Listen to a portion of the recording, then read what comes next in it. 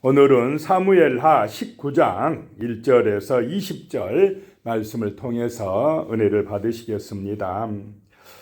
18장에서는 다윗의 아들 압살롬이 반역을 일으켜가지고 아버지를 몰아내고 자기가 왕 되겠다고 이렇게 군사들을 동원해서 왔습니다.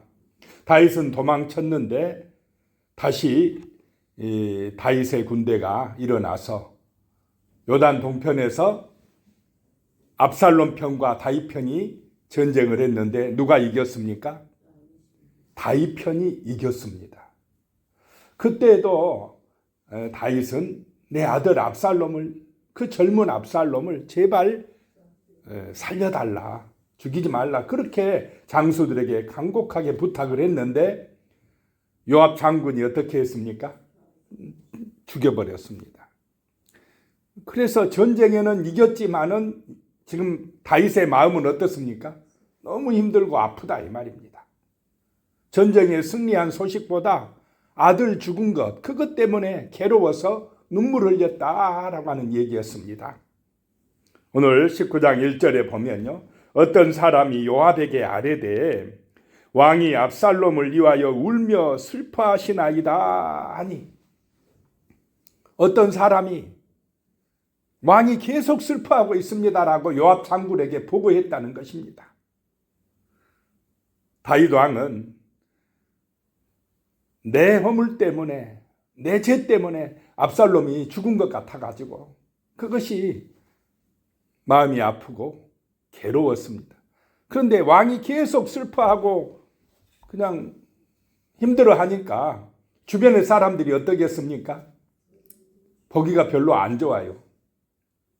그래서 어떤 신하가 지금 압살롬에게 그 일에 대해서 보고를 했다라고 하는 것입니다. 2절에요. 왕이 그 아들을 위하여 슬퍼한다 함이 그날의 백성들에게 들림에 그날의 승리가 모든 백성에게 슬픔이 된지라 그랬습니다. 승리했으면, 이겼으면 기뻐야 되는데 왕이 슬퍼하니까 그 승리가 백성에게 슬픔이 되었다라고 하는 것입니다. 자, 부자지간에 싸운다 하면 누구의 승리가 있을 수 있겠습니까? 아버지하고 아들하고 싸워서 아버지가 이겼다 해도 그게 승리입니까? 그 싸움은 싸우지 말아야 될 싸움이라는 것입니다. 이겼다 한들 다윗의 마음이 편하겠습니까? 그 싸움 자체가 실패다는 것입니다. 그거는 싸우지 말아야 된다는 것입니다. 3절입니다. 그날의 백성들이 싸움에 쫓겨 부끄러워 도망함 같이 가만히 성읍으로 들어가니라. 그 다윗 편에 있던 백성들이 승리는 했지만은 왕이 슬퍼하니까 부끄러워 도망한 같이 가만히 성읍으로 들어왔다라고 하는 것입니다. 기뻐할 수가 없었다라고 하는 얘기입니다. 마치 패전한 것처럼 조용히 그냥 돌아왔다는 것입니다. 4절에 왕이 그의 얼굴을 가리고 큰 소리로 부르되 내 아들 압살롬아, 압살롬아, 내 아들아, 내 아들아 하니 계속 이제 왕이 마음이 아픈 것입니다. 5절에요. 요압이 집에 들어가서 왕께 말씀드리되 왕께서 오늘 왕의 생명과 왕의 자녀의 생명과 처척과 비빈들의 생명을 구원한 모든 부하들의 얼굴을 부끄럽게 하시니 그랬습니다. 자, 이 요압은 다윗의 신하요 또 조카입니다. 아무리 그런다 해도 왕에게, 삼촌에게 그냥 협박하면 되겠습니까? 좀 슬퍼하게 내버려 두지. 자식 잃은 아픔이 얼마나 힘듭니까? 좀 참아주면, 조금 기다려주면 좋을 텐데 이 요압은 또 성질이 급합니다. 왕에게 들어가가지고 하는 얘기가 오늘 왕의 생명과 왕의 자녀들 또 처첩들, 비빈들의 생명을 구원한 우리 부하들의 얼굴을 이렇게 부끄럽게 하십니까? 라고 따지는 것입니다.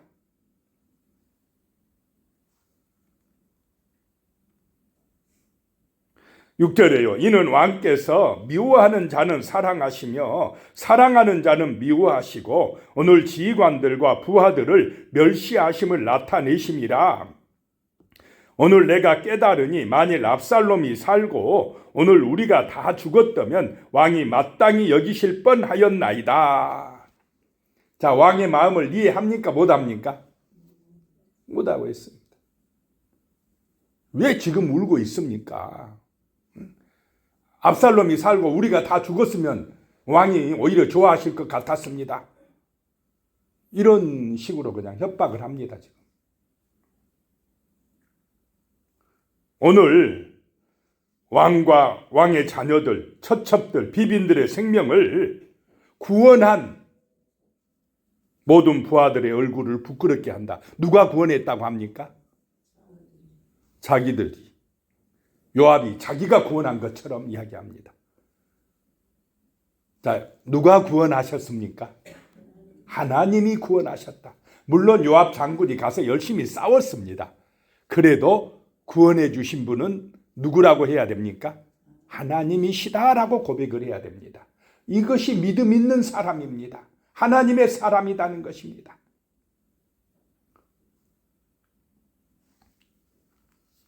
(7절입니다) 이제 곧 일어나 나가 왕의 부하들의 마음을 위로하여 말씀하옵소서.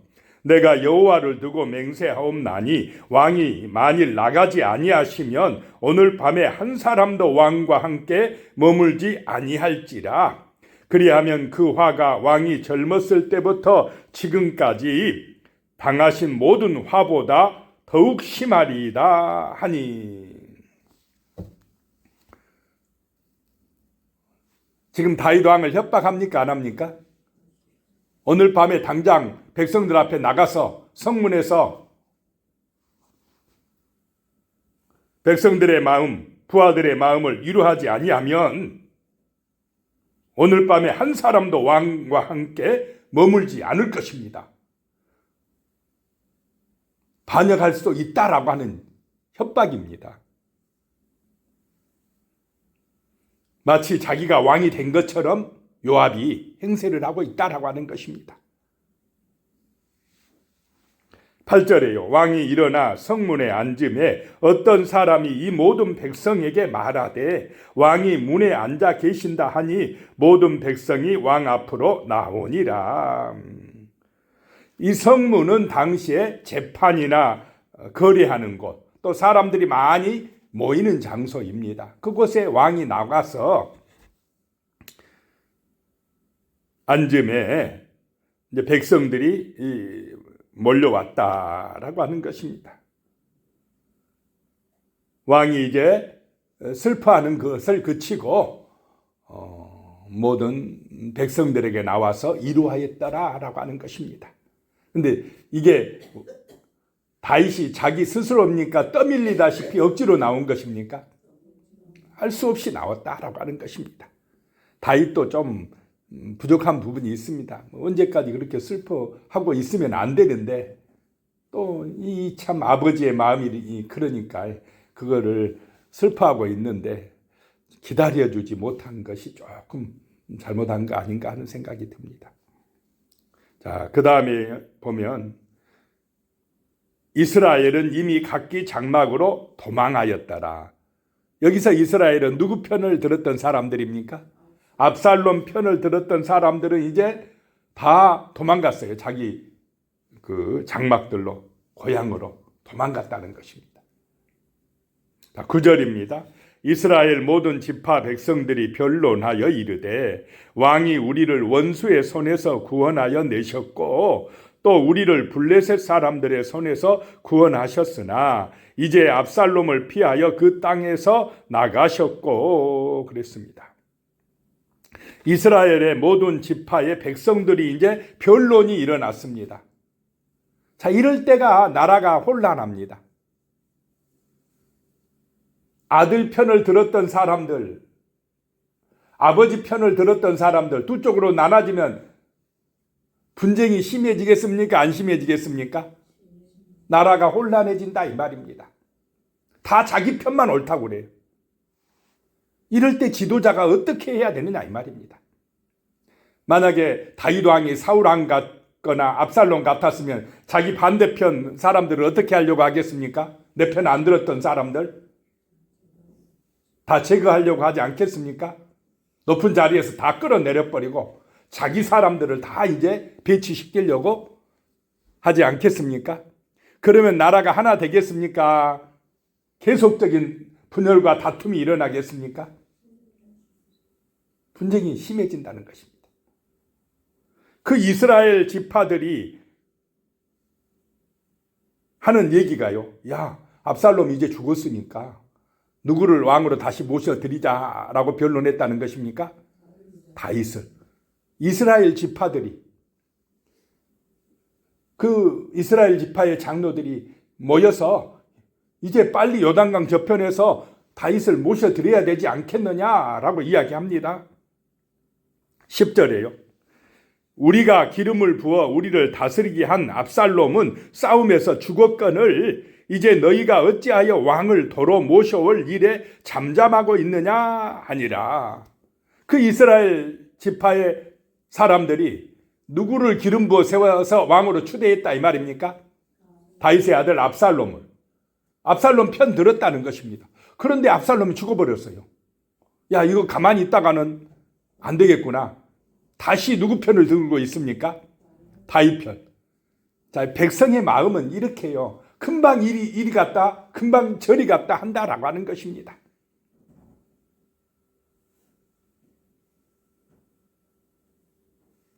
그래서 그 이스라엘 다른 지파들이 그렇게 하고 있을 때에 11절에 다윗 왕이 사독과 아비아달 두 제사장에게 소식을 전하여 이르되 너희는 유다 장로들에게 말하여 이르기를 왕의 말씀이 온 이스라엘이 왕을 왕궁으로 도로 모셔오자 하는 말이 왕께 들렸거늘 너희는 어찌하여 왕을 궁으로 모시는 일에 나중이 되느냐. 자, 다윗 왕이 그 왕을 다시 왕궁으로 모셔드리는 일에 있어서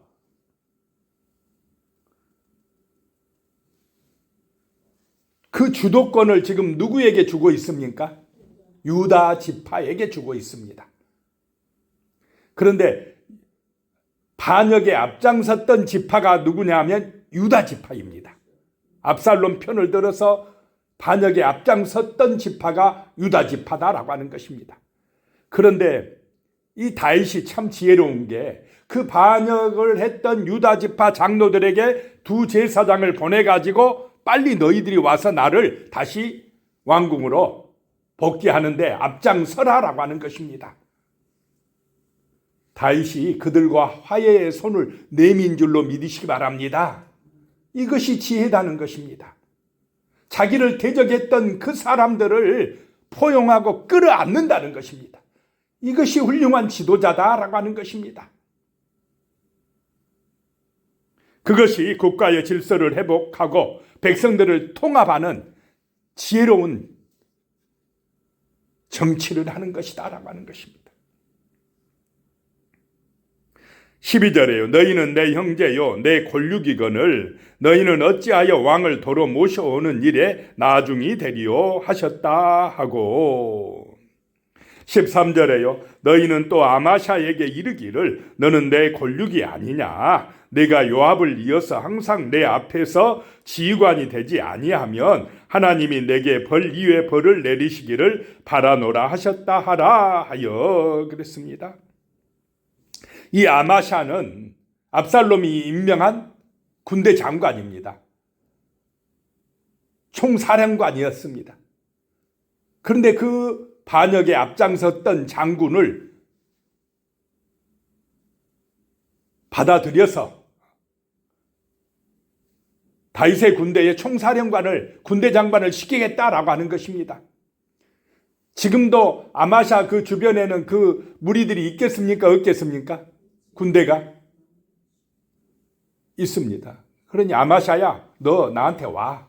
내가 너를 사령관으로 임명할게 라고 하는 것입니다. 이게 쉽겠습니까? 근데 그렇게 손을 내밀었다는 것입니다. 이 다윗이 얼마나 큰 그릇인지를 알 수가 있는 것입니다. 14절에요. 모든 유다 사람들의 마음을 하나같이 기울게 하며 그들이 왕께 전가를 보내어 이르되 당신께서는 모든 부하들과 더불어 돌아오소서 한지라. 그랬더니 유다 사람들이 마중 나왔다는 것입니다. 그들의 마음이 다윗에게 기울어졌다라고 하는 것입니다. 마음을 열었다라고 하는 것입니다. 정치는 마음을 얻는 것이다 라고 하는 것입니다. 이 다윗이 이것을 잘했다라고 하는 것을 보게 됩니다. 15절에 왕이 돌아와 요단에 이름에 유다 족속이 왕을 맞아 요단강을 건너가게 하려고 길갈로 오니라. 유다의 백성들이 이제 요단강에 나왔다는 것입니다. 자, 그때요 16절에 바후림에 있는 베냐민 사람 게라의 아들 시므이가 급히 유다 사람과 함께 다윗 왕을 맞으러 내려올 때에 그랬습니다. 자, 베냐민 사람 게라의 아들 시므이, 이 사람이 다윗이 쫓겨갈 때, 피난 갈 때 나와서 뭐 했던 사람입니까? 돌 던지고 저주하고 이 나쁜 놈아 피 흘린 자여 가거라 하고 욕했던 사람입니다. 그런데 가만히 보니까 이제 압살롬이 죽고 다윗이 다시 왕권이 회복되어 돌아옵니다. 가만히 있다가는 자기가 어떻게 될 것 같습니까? 죽을 것 같아요. 그러니까 또 마중 나와서 아부하는 것입니다. 17절에 베냐민 사람 1000명이 그와 함께하고 사울 집안의 종 시바도 그의 아들 15과 종 20명과 더불어 그와 함께하여 요단강을 밟고 건너 왕 앞으로 나오니라. 서둘러 왔다는 것입니다. 그 시므이는 베냐민 사람 1000명을 데리고 와서 나를 이렇게 지금 지원하는 사람이 이렇게 많으니까 나를 함부로 여기지 마라 이 말이야. 잘못해서 나를 죽이면 내 뒤에 이렇게 사람이 많다고, 그러니까 뭐 해달라고요? 봐주라 이 말이에요. 살려달라라고 하는 것입니다. 그 다음에 그 무비보셋 사울의 종이었던 시바는 거짓말 해가지고 어떻게 했습니까? 무비보셋의 재산을 전부 자기 것으로 만들어 놨는데 잘못하면 들통날 것 같아요. 그래서 그냥 또 미리 나와가지고 자기의 허물을 감추려고 하고 있다는 것입니다. 18절에요. 왕의 가족을 건너가게 하며 왕이 좋게 여기는 대로 쓰게 하려 하여 나룻배로 건너가니 왕이 요단을 건너가게 할 때에 게라의 아들 시므이가 왕 앞에 엎드려서 19절에 왕께 아뢰되 내 주여 원하건대 내게 죄를 돌리지 마옵소서. 내 주 왕께서 예루살렘에서 나오시던 날에 종의 패역한 일을 기억하지 마시오며 왕의 마음에 두지 마옵소서. 참 이 사람도 대단한 사람 같아요. 실컷 퍼붓고 나서 잊어버리고는 마음에 두지 마소서 하면 그 상처받은 사람은 그게 쉽게 잊어지겠습니까?